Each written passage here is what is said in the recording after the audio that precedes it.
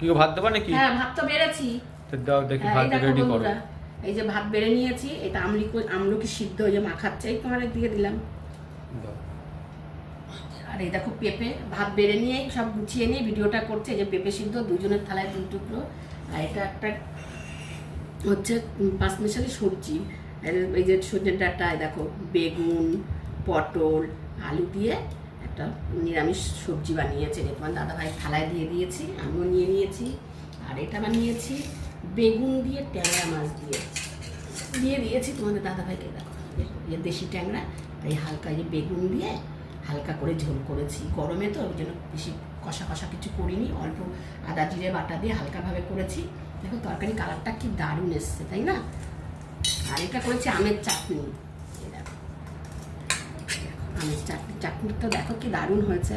আজকে একেবারে জল চাটনি করিনি, একটু মানে গামাখা, তাও গামাখা হয়নি, একেবারে গামাখা ভালো লাগে না, তাই জন্য এই যে শেষ পাতে খাওয়ার জন্য দেখো এটা হলো আমের চাটনি। এই হলো আমার আজকে দুপুরে রান্নাবান্নাগুলো কেমন হয়েছে জানিও বন্ধুরা। আমের চাটনির কালারটা কেমন হয়েছে সেটা জানিও। ভাবলাম যে খাওয়া শেষে কিন্তু এটা খেতে খুব ভালোই লাগে, বিশেষ করে গরমে। আমলকিটাকে খেয়ে নিই।